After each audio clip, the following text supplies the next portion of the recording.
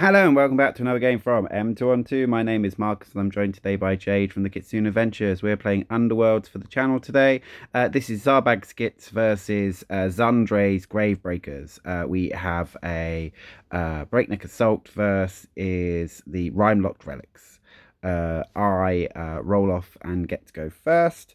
And I will be charging with the Fanatic, who then moves up the Herder, and he rolls some dice. And he kills. So this gives me 1 point for his death and another one for a surge, giving me 2 points.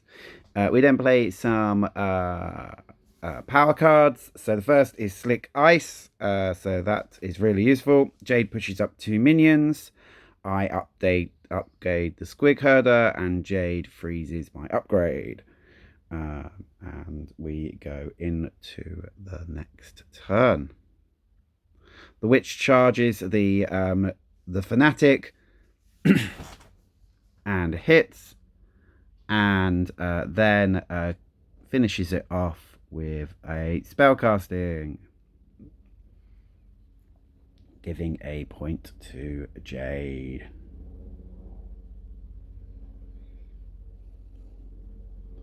Jade then puts the upgrade onto the Wolfman to give him Savage Intelligence.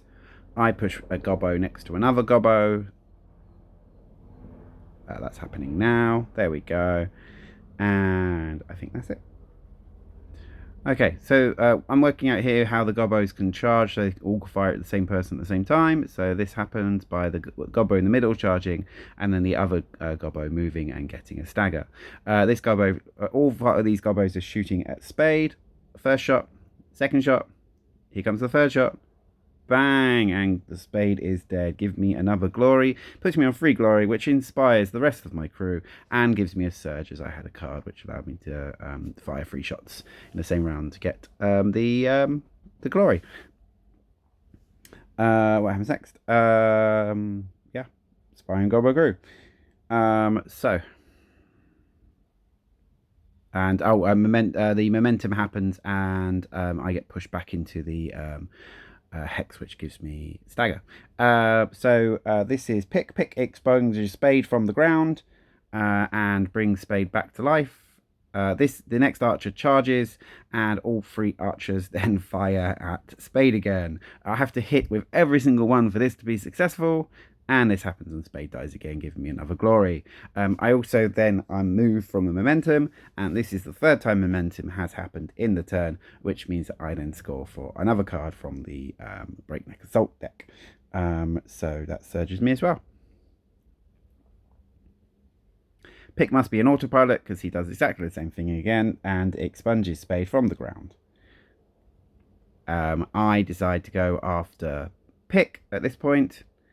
And with the Squig that's standing next to him. Here it comes. There we go. And it hits, but unfortunately the supporting means that I do not connect, and then I push Pick back. Spade then works out what he wants to do for the turn.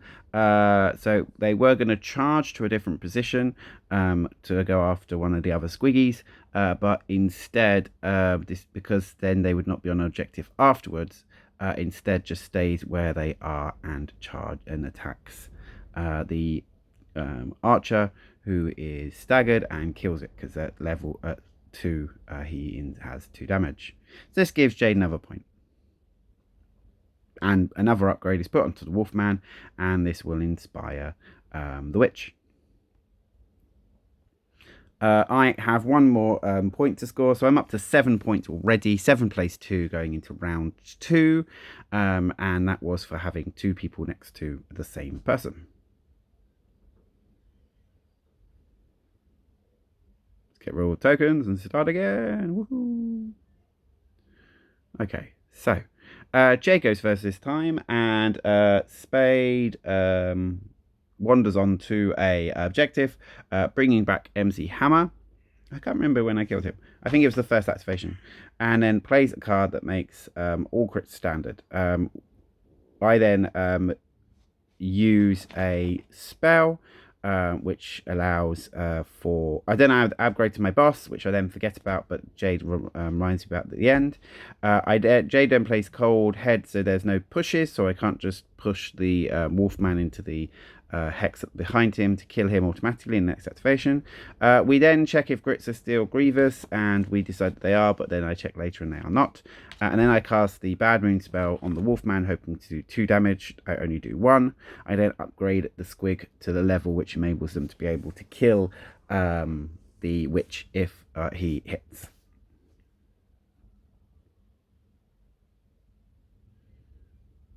Oh, I've done that quicker than the game.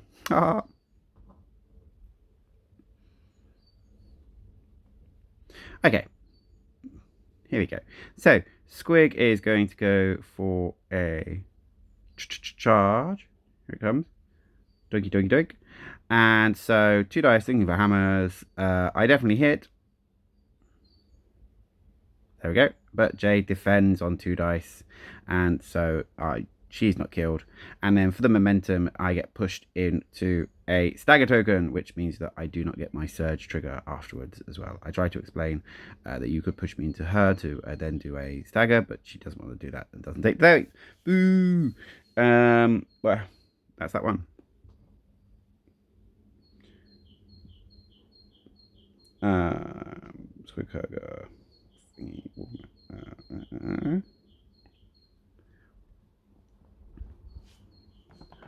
so then I think that's pick then does another one of those objective move things, and then pulls out an upgrade from the deck. Exhumes, gaining upgrade, yes.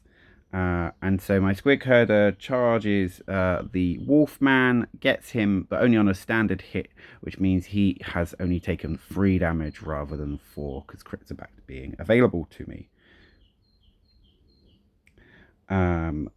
The rider then knocks out a Squiggy from the game and uses the reaction of the Wolfman to pull him closer, and then heals the Wolfman for 1. Boo! Yeah. So at the moment the Wolfman has 2 wounds on him, so I decide to try for a kill. So Zarbag charges to an objective and zaps at the Wolfman. So, but this does not work, as I needed a crit to make for that to be successful. And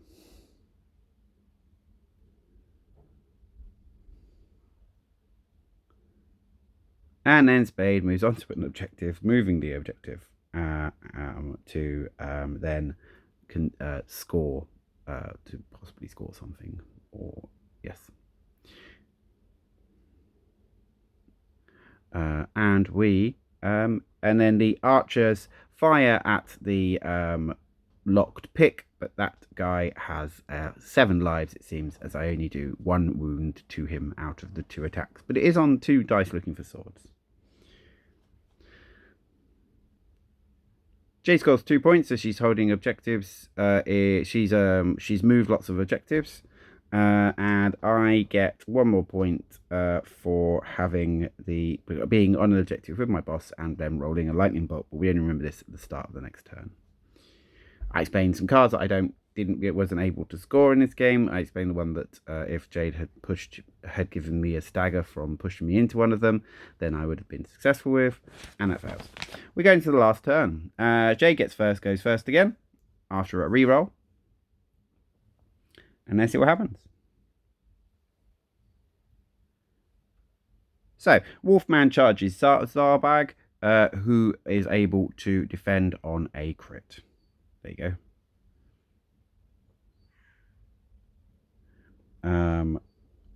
And then uses an upgrade to push Spade. There we go.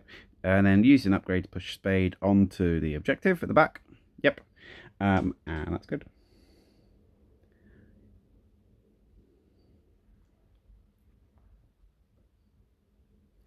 So Hungry Squig at the back, who's had all the upgrades, then we'll charge the Wolfman and eat him.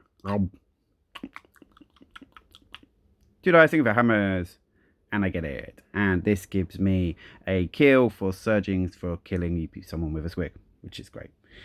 I add 2 upgrades to Netta. I add an upgrade to the Archer, And I play a card in my next activation to reduce damage to a minimum of 1.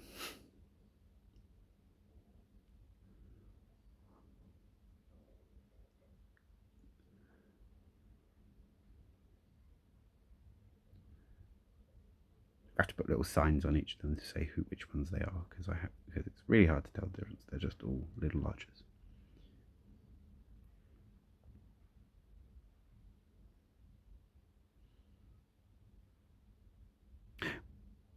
I think it's my turn, but it's not. It's Jade's. So, and Jade goes with MC Hammer. And I realised to do that, so I put the -1 damage in play. And then Jade goes with an attack which does 1 damage, and does 1 damage to the squig, pushing it into base with the witch.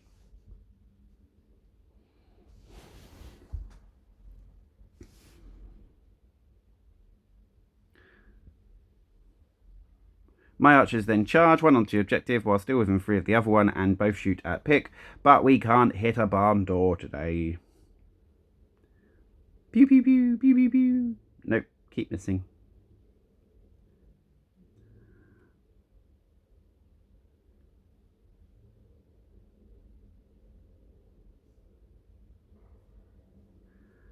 The witch then attacks the squiggy and kills it, and this surges for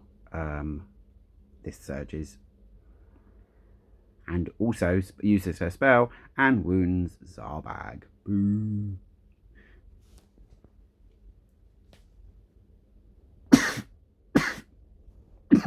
I realise at this point,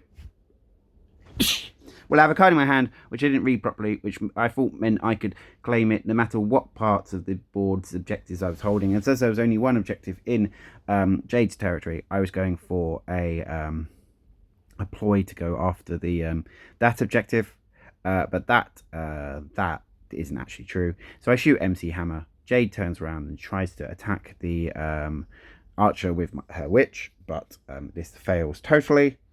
And then Prog comes in, and which is the guy, and murders Pick. Pick's life is over at last. Here it is, and it is over, and that ends the game. And the game ends.